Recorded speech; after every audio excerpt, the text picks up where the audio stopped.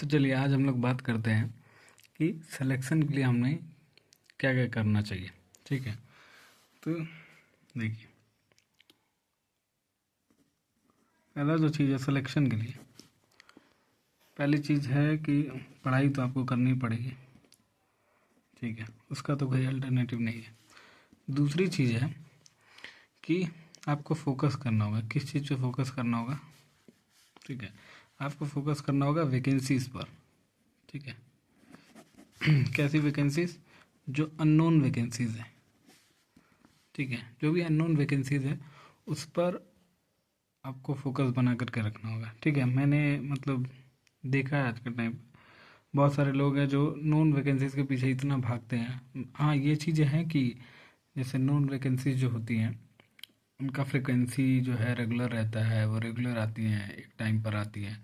Unknown vacancies का frequency regular नहीं रहता, लेकिन सबसे ज़्यादा जो सिलेक्शन के चांसेस होते हैं वो अननोन वैकेंसीज में ही होते हैं और थोड़े से वियर्ड वैकेंसीज में होते हैं जिस पे लोग फोकस नहीं करना चाहते। ठीक है, तो आपको अननोन वैकेंसीज पे, अब ये अननोन वैकेंसीज कैसे हो गई? कौन कौन सी? जैसे हमारी एमआरएस वाली। ठीक है, ठीक है, और डी ट्रिपल एस भी हो गई। ठीक है, डी ट्रिपल एस भी आप अननोन नहीं बोल सकते, लेकिन हाँ एसएससी से कम पॉपुलर है।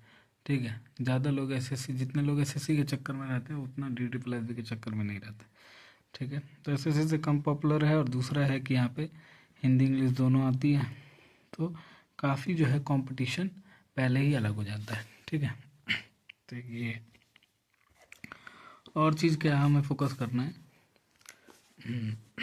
पढ़ाई देखना, हमें फोकस करना है अननोन वैकेंसीज पे।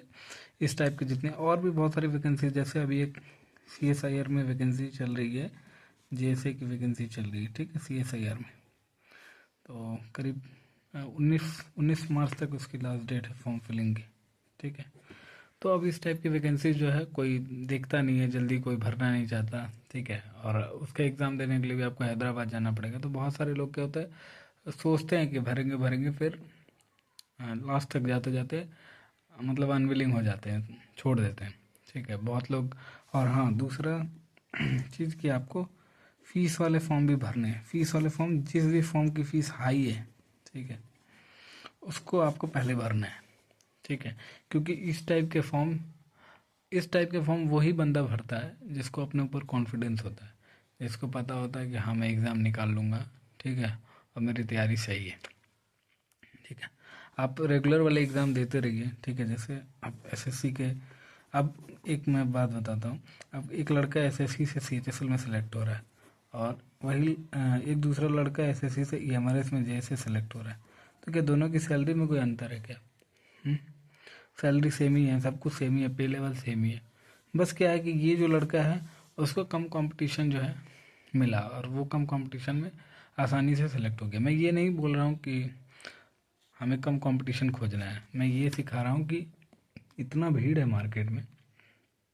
ठीक है, कि मतलब रेगुलर वैकेंसीज में सबका सिलेक्शन तो नहीं हो सकता है, तो लॉजिकल बात है ना।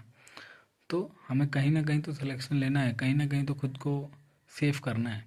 तो उसके लिए हमको कुछ ऐसी वैकेंसीज पे तो फोकस करना होगा जो आउट ऑफ द बॉक्स है, जिस पे जल्दी कोई फोकस नहीं करता। तो उसमें ये सब वैकेंसीज आती है, एमआरएस वाली हो गई, डी ट्रिपल एस बी की हो गई, बहुत सारी कुछ कुछ ऑफलाइन वैकेंसीज भी निकलती है, उस पर भी हमें ध्यान देना रहता है, एम्प्लॉयमेंट न्यूज़ देखते रहना होता है। अभी जैसे सीएसआईआर का जेएसए वाला चल रहा है, अब मैं आपको डी ट्रिपल एस बी का बता रहा हूँ। जो डी ट्रिपल एस बी के हमने फॉर्म भरे हैं जैसे वाले लास्ट ईयर, तो उसमें अप्रोक्स 3000 के अप्रोक्स जो है वैकेंसीज है। ठीक है, अब 3000 के अप्रोक्स वैकेंसीज है, और फॉर्म कितने डले हैं उसमें? आरटीआई लगी थी, 3.5 लाख के आसपास फॉर्म डले। ठीक है, अब है क्या कि इसका एग्ज़ाम दिल्ली में होता है, तो अभी भरने के लिए तो सब भर देते हैं, लेकिन जब दिल्ली जाने का टाइम आता है तो बहुत लोग उस समय सोचते हैं कि छोड़ो क्या जाना है, क्योंकि जिसकी भी तैयारी थोड़ी भी कमज़ोर रहती है वो फिर नहीं जाना चाहता है। ठीक है, छोड़ देता है। यहाँ पे दूसरा है कि हिंदी इंग्लिश भी आ रहा है। और अब देखिए, दिल्ली के जितनी भी वैकेंसीज होती है वो सबको पता है कि मैक्सिमम जो अटेंडेंस आज तक दिल्ली के वैकेंसीज में हुआ है 40 to 45% के आसपास हुआ है। ठीक है, तो अब मान लीजिए कि 3.5 लाख है, ठीक है। अब इसका अगर 40% हम लोग निकालते हैं तो लगभग लगभग कितना आता है, 1.5 लाख के आसपास, 140 के आसपास, 1.5 लाख के आसपास लोग जो है बैठेंगे इस एग्ज़ाम में, ठीक है। और 30 गुना 10 गुना इनको सेलेक्ट भी करने हैं, मतलब इनको 30,000 लोग सेलेक्ट भी करने हैं टाइपिंग के लिए। तो अब 1.5 लाख में 30,000 में आना कितना आसान है कि नहीं। तो आपके सिलेक्शन के चांसेस लगभग लगभग कितने बन रहे हैं, लगभग लगभग आपके सिलेक्शन के चांसेस 20% एंड अबव बन रहे हैं, जो कि एक बहुत अच्छा परसेंटेज होता है। और अदर एग्जाम में आप देख लीजिए तो ये परसेंटेज काफ़ी नीचे होता है, ठीक है। हमारा EMRS वाला ही मैं आपको बता रहा हूँ, हमारे EMRS वाले में मैं जो मेरा रूम था उसमें 24 बंदे अलॉटेड थे, ठीक है। और आए थे कितने, सिर्फ 7, ठीक है। क्यों क्यों कम कम आए थे, एक तो फॉर्म बहुत कम गिरा होगा, मुझे एग्जैक्ट पता नहीं, ऐसा कुछ RTI वगैरह अभी मेरे पास भी नहीं है, लेकिन फॉर्म कम ही गिरा होगा क्योंकि पहली बार आई थी, ठीक है। और इसके बारे में ज़्यादा किसी को नॉलेज नहीं था तो लोगों ने भरा नहीं। दूसरा कि 24 बंदे में से सिर्फ 7 लोग आए, ठीक है, मतलब 30% से भी कम मेरे रूम में, ठीक है। और इसी का एवरेज पकड़ के चले, और कहीं कहीं पे ज़्यादा भी होंगे, तो आप 40% मान के चलो, 40% लोग तो सिर्फ एग्ज़ाम देने आ रहे हैं। उसमें भी उस रूम में सिर्फ मेरा ही सिलेक्शन हुआ, और बाकी जो, मैं बंगाल से हूँ तो बाकी लोग बंगाली थे तो उन्हें हिंदी में तकलीफ हो रहा था, वो हिंदी में फेल हो गए। वो एग्ज़ाम से बाहर निकलते उन्होंने बोला कि नहीं हिंदी में डाउट लग रहा है, ठीक है। तो इस तरीके से क्या कंपटीशन कम है, आपको मतलब है सिलेक्शन से, कहाँ सिलेक्शन हो रहा है, किस डिपार्टमेंट के थ्रू हो रहा है, उससे क्या फ़र्क पड़ता है, ठीक है। हाँ, ड्रीम होता है लोगों का, बहुत लोगों का होता है कि मुझे CGL के थ्रू जॉब चाहिए, ठीक है, वो सही बात है। लेकिन होता है कि सबसे पहले हमें बेयर मिनिमम पे काम करना होता है, बेयर मिनिमम की हमें अपना पहले बेसिक मिल जाए, ठीक है। पहले बेसिक हम जो है मिल जाए, हम वो चीज़ आप गेन कर ले, उसके बाद हम देखेंगे कि हाँ हमें क्या करना है आगे। तो इसलिए हमें ऐसे वैकेंसीज पे फोकस करना है जिसमें कम से कम लोग जो है अपीयर हो रहे हैं, ठीक है, जिसमें कंपटीशन कम है।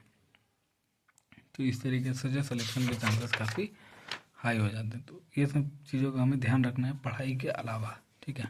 पढ़ाई तो इम्पोर्टेंट है, लेकिन पढ़ाई के अलावा इन सब चीज़ों का हमें काफ़ी ध्यान रखना है कि अननोन वैकेंसीज, जब भी कोई अननोन वैकेंसीज आ रही है जो मार्केट में थोड़ी हट के है, जिसके बारे में ज़्यादा नॉलेज नहीं, उसमें पहले फिलअप करना है।